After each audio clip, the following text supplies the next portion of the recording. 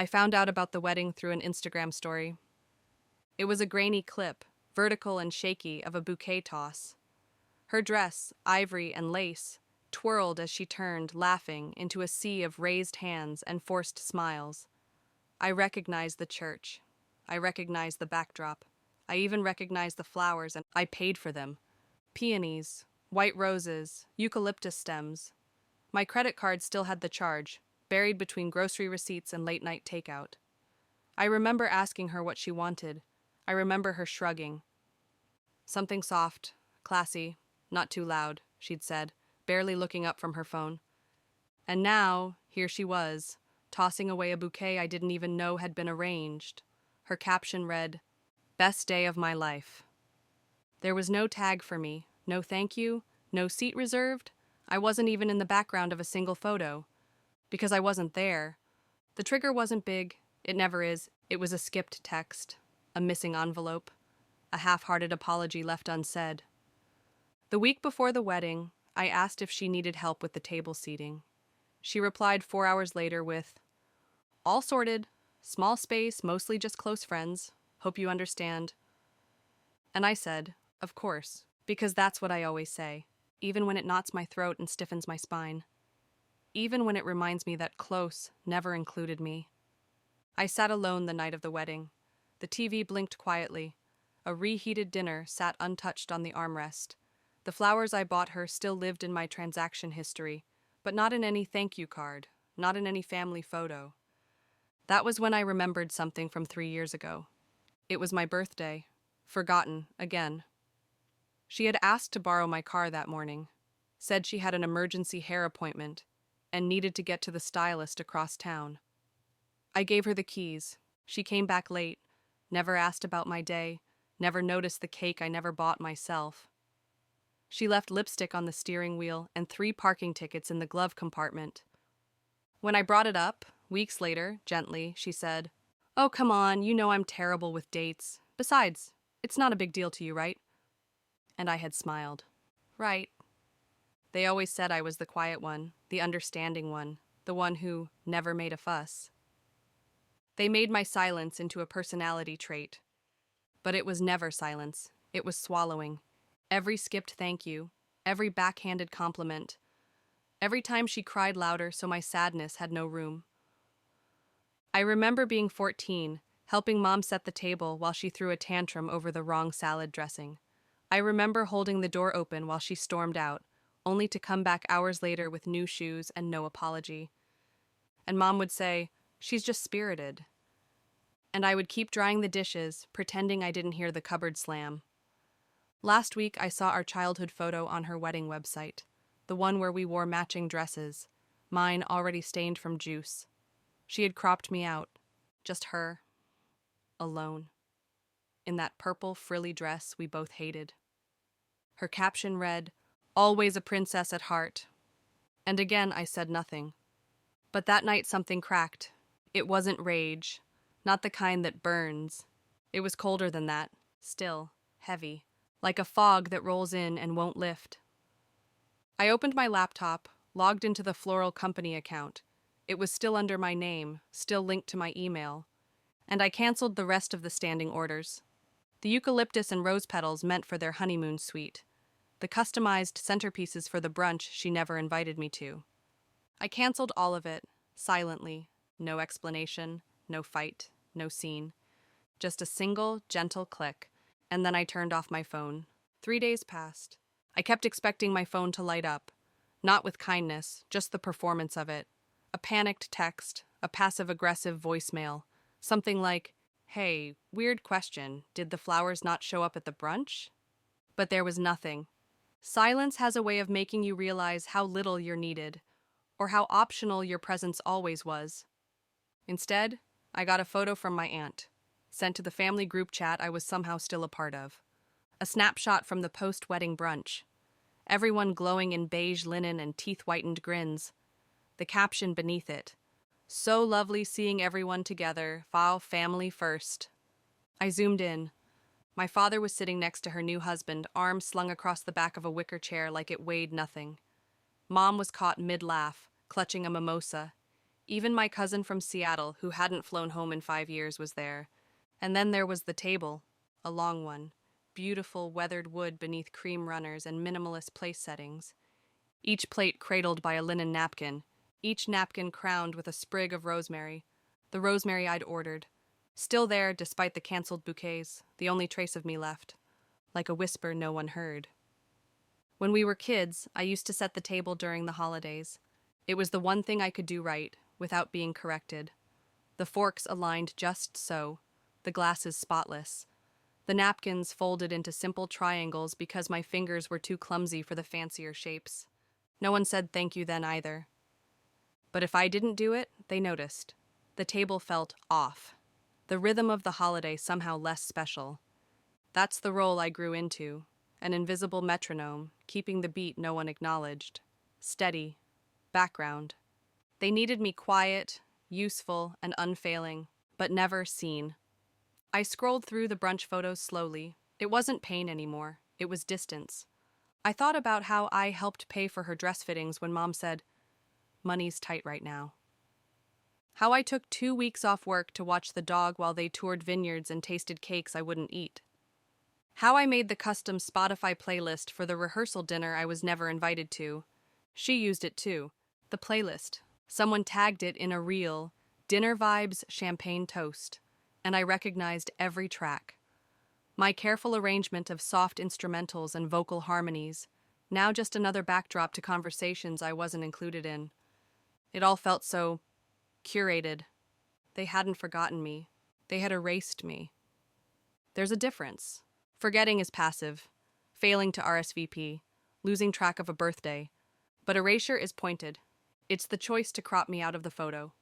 The seat not set. The knife turned subtly in velvet silence. The next morning, I stood in front of my hallway mirror for a long time. Not to check my appearance, there was no one to impress. But because I needed to look at myself, to ask, if I don't go to them, who am I? The version of me they preferred was always in service to them. Kind, low maintenance, reliable. But I didn't recognize her anymore. I reached into the drawer beneath the mirror, pulled out the last envelope they had ever given me. A birthday card from 3 years ago.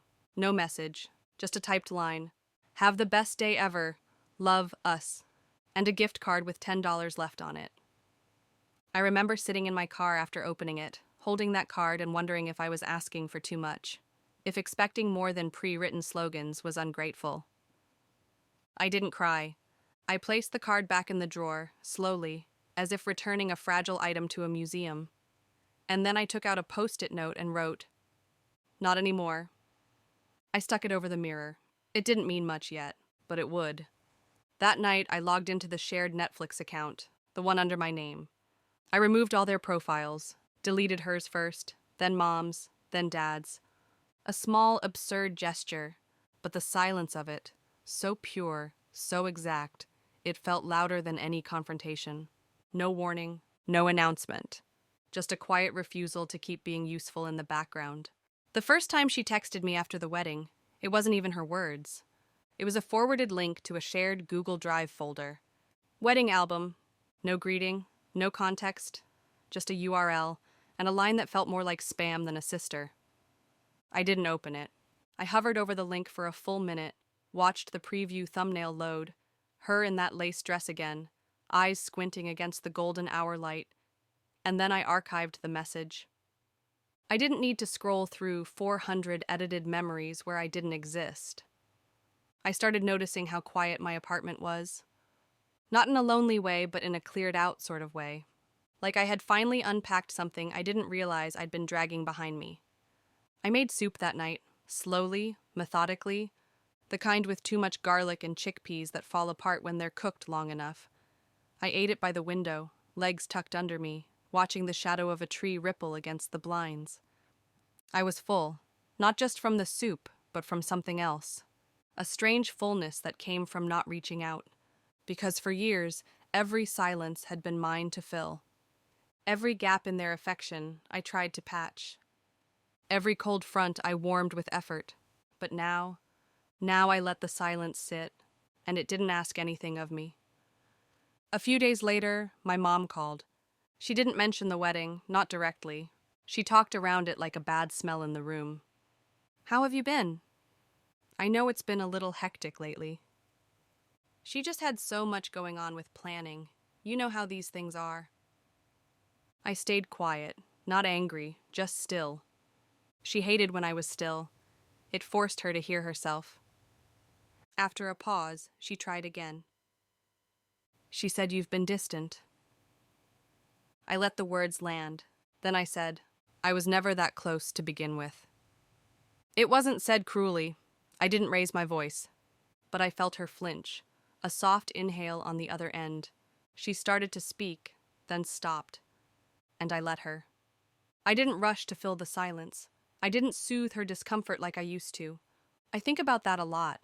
How we become emotional janitors in our families, cleaning up the messes they don't even notice they make. My whole life, I'd been bending myself into the background, shrinking to keep the peace, smiling to soften their coldness. But peace that costs your sense of self isn't peace, it's performance. The next weekend, I took down the box labeled "For Her." It had been sitting on my closet shelf for over a year. Inside, a pair of champagne flutes I bought on sale, a vintage hair clip I thought would match her dress, a handwritten note I never gave her, congratulating her on her engagement. I stared at the box for a long time. Then I took out the note. It was written on cream paper, curved letters with careful loops, trying too hard to be sentimental. At the bottom, I'd written, "You'll always have me in your corner." I read it once. Then I folded it again and dropped it into the trash. The rest of the box I left outside on the curb. Someone else could make use of the flutes. That night, I slept with the windows cracked open. The air felt cleaner. I dreamed of nothing for the first time in weeks. And when I woke up, I didn't feel behind. I didn't feel late to anything, just still. My cousin Olivia messaged me the following Thursday. "Hey, random, but are you okay? You weren't at the wedding, and I just realized that was weird." I stared at the text for a while. I could have typed out the whole timeline for her. The non-invitation, the flowers, the brunch, the cropped-out photos. I could have told her about the playlist, the rosemary, the brunch where I was a ghost. But I didn't. I just replied, "Not invited." She sent 3 typing dots, then stopped. No reply came. I think that was the first time I realized how much of this family only loved me when I was easy. When I was nodding, clapping, giving, praising. But not when I stood still. Not when I made space for my own hurt. Later that night, I opened an old notebook. Not a diary, just a catch-all for years of forgotten words. I'd scribbled thoughts in it during bus rides, before sleep, after family dinners where I went unheard. Most pages were half-finished, crossed out, smudged ink, but one page stood out. A line I barely remembered writing. "If they only notice you when you disappear, was your presence ever valued or just expected?" I ran my thumb over the words like they belonged to someone else. Maybe they did. Maybe I'd been someone else entirely for most of my life. Someone soft enough to mold, but quiet enough to discard. And now, this version of me, who let calls ring out, who archived messages, who didn't show up, this version was met with confusion, not concern. On Saturday, I went to the bookstore down the street, the kind with dusty corners and a bell that rings when you open the door too hard. I hadn't been there in months. Not since the dress fitting I paid for. Not since the night I drove her home and she asked if I could cover gas, just this once. The owner recognized me. He didn't ask questions, just nodded toward the corner by the window. I sat there for 2 hours, reading a novel I didn't intend to buy, and letting the sunlight spill across the pages like it belonged there. For once, no one needed anything from me. No one pulled me into conversations with sideways expectations. No one reminded me what a good sister should have done. I left with 3 books and a small ceramic bookmark in the shape of a cloud. The next morning, she finally called. Not Mom, not Olivia, her. My phone buzzed and I just watched it. Let it ring once, twice, 4 times. I didn't pick up. She left a voicemail. I listened to it later, standing barefoot in my kitchen. Her voice sounded unfamiliar, too high, too cheerful, too rehearsed. "Hey, just thinking of you. I know things have been a bit weird, but I really hope we can just go back to how things were. You're my sister. I love you. Call me? She said, how things were. Like I'd want to go back. Like I'd undo the stillness I'd found. Like I'd forget the weight of the unspoken things I carried so long it changed my posture. I didn't call her back. I didn't delete the message either. I just left it there, suspended in time. Proof that she finally noticed the silence, but only because it inconvenienced her. That night I lit a candle, not for meaning, just because I wanted to. The scent was something floral, something soft. I sat on the floor with one of my new books, and the window cracked open again. The night air moved through the room gently. I used to think healing would feel like fireworks, like some grand, brave decision. But it's not. It's a Thursday where you don't apologize for not answering. It's a voicemail you don't return. It's a rosemary sprig left untouched at a table you were never meant to sit at. It's this: warm soup, quiet wind, a book in your lap, and no one asking where you are. I started noticing empty spaces in my apartment that used to feel full. Not from clutter, but from them. A framed photo I took down. A ceramic dish by the door that once held her keys when she visited, unannounced, and left crumbs on my couch. The drawer with the extra charger, just in case Dad forgot his again.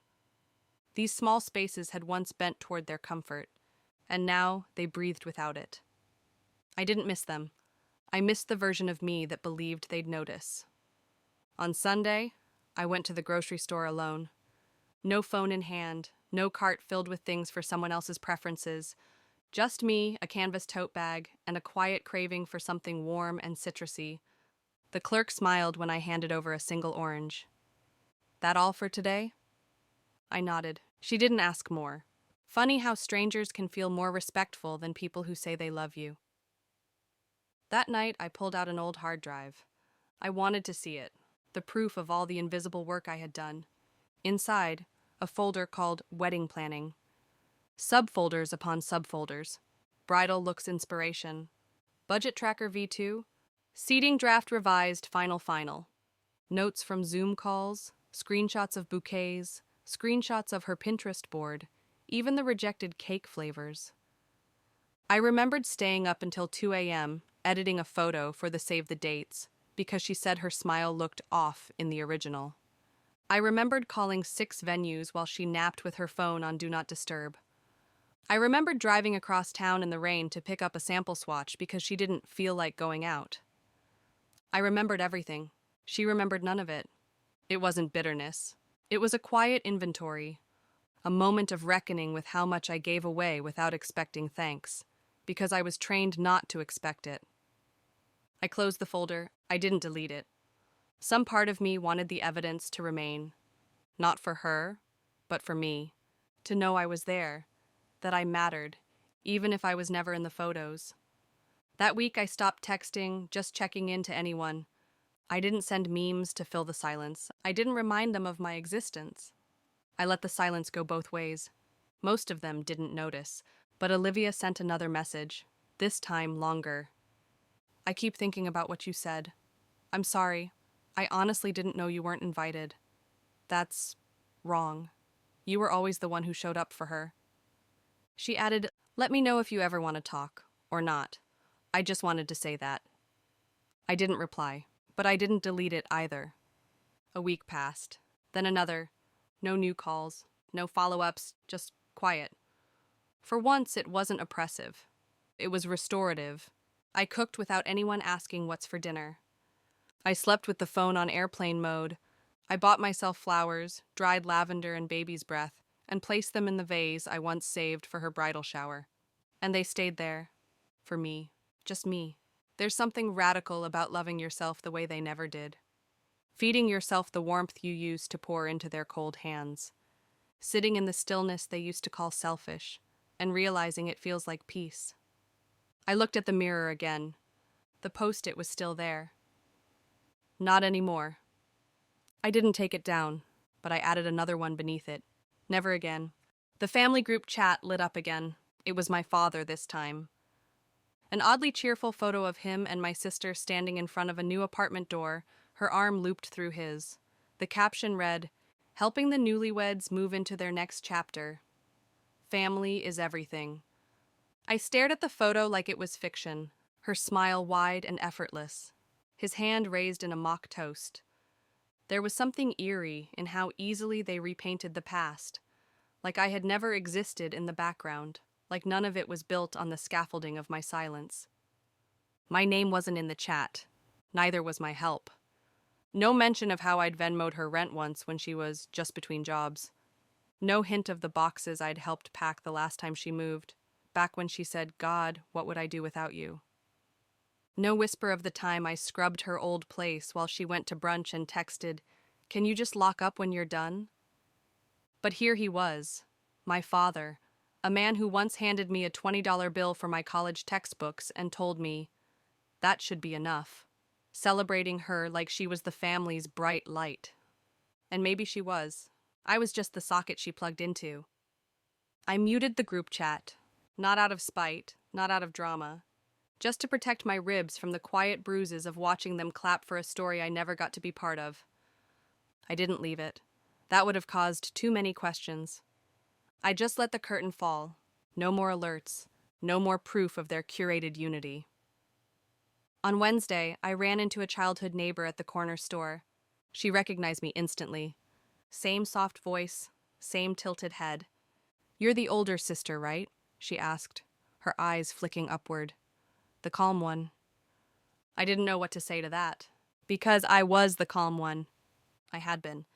But calm can be another word for forgotten, for digestible, for harmless.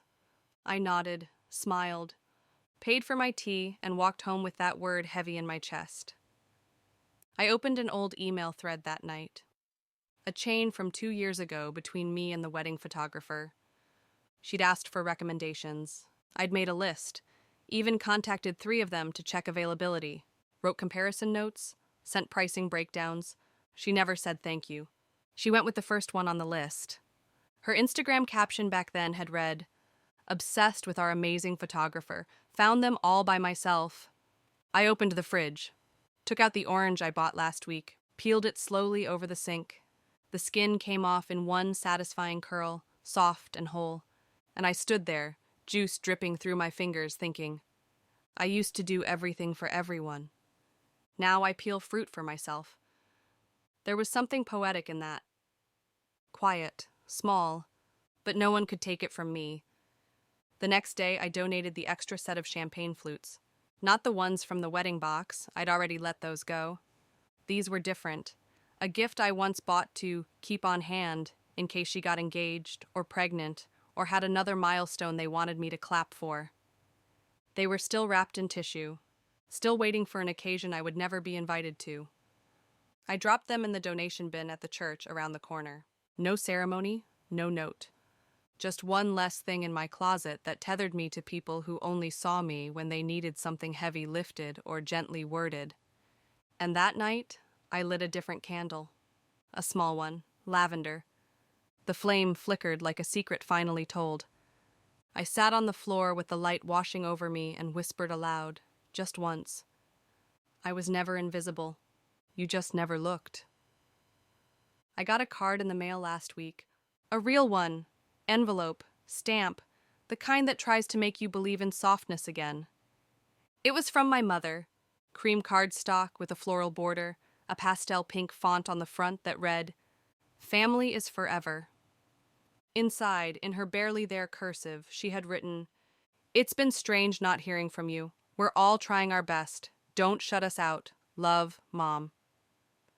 No mention of the wedding, no mention of the brunch, no apology, just a vague swipe of guilt dressed up as sentiment. I sat with it at the kitchen table. The sun was setting behind the window, casting long shadows across the card. The words looked like they were wilting, like they knew, too, that they were late. I didn't cry. I didn't feel much at all, because I realized something then. I was always the one who showed up, and they were always the ones who showed up when noticed. I used to think I'd get answers someday. A sit-down, a reckoning, something clean like, "We took you for granted and we're sorry." Something whole. But families don't work like that. They revise, They deflect. They remember things selectively, sculpting stories where you were just distant, too sensitive, or always quiet.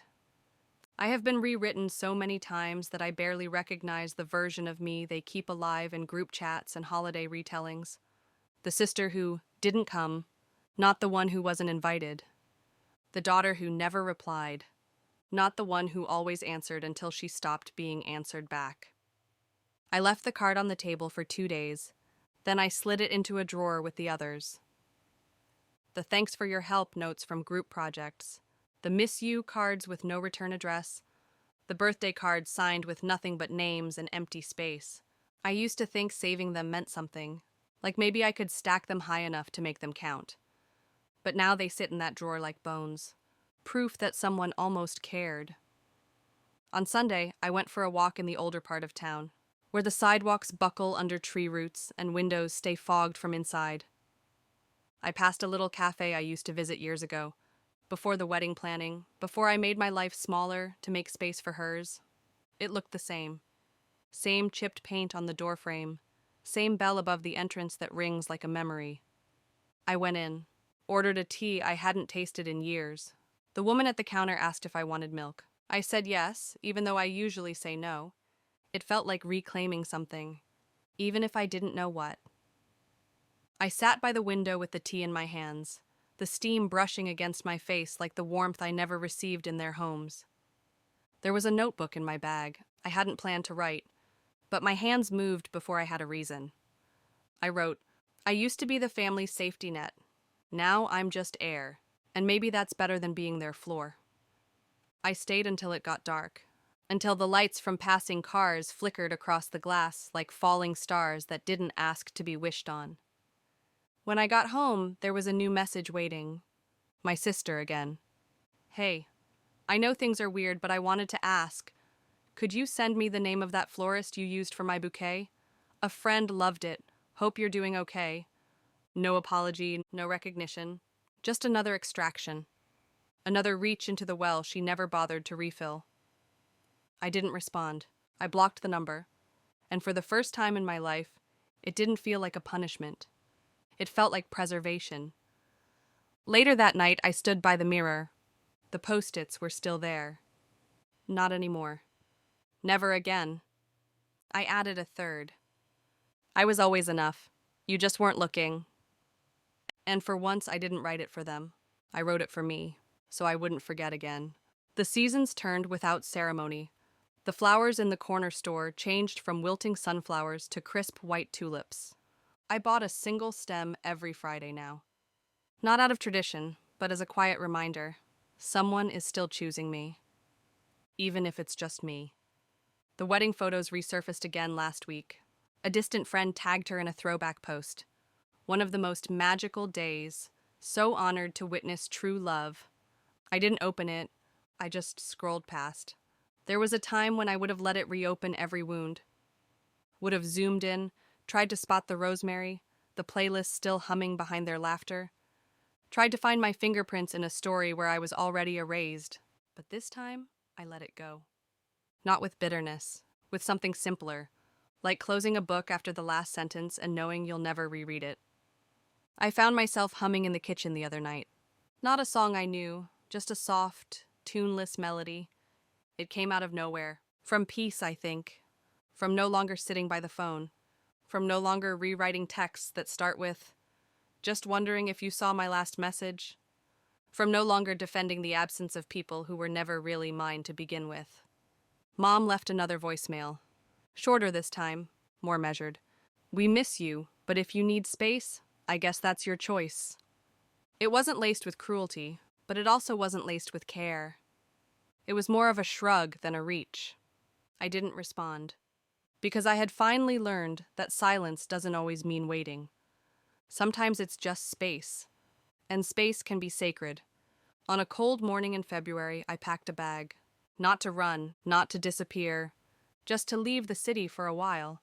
To see who I was outside of the buildings and rooms where I was always the second choice. I locked the door behind me. Not dramatically, just gently, without pause. No one texted to ask where I was going, and I didn't leave a note. The train ride was quiet. Fields passed, then trees, then fog. I rested my head against the window and watched the reflection of myself blur and steady, blur and steady. She looked familiar now, not in the way I used to be, but in the way I always should have been, whole, untethered, unapologetically real. In the next town, I rented a room above a bookstore. The owner gave me a set of keys tied to a blue ribbon and said, "It's not fancy, but it's quiet." I smiled. That's exactly what I'm looking for. Some nights I still think of her, of the day she tossed her bouquet and captioned it, "Best day of my life." Of the bouquet I paid for, of how I spent years lining their lives with softness, hoping they'd one day offer me something back. But I no longer ache for that version of me, the one who waited, who whispered instead of asking, who loved without being seen. I don't hate them. That's the quiet twist in all of this. I just stopped holding the door open, and when no one came through, I learned how to sit in the stillness without shrinking.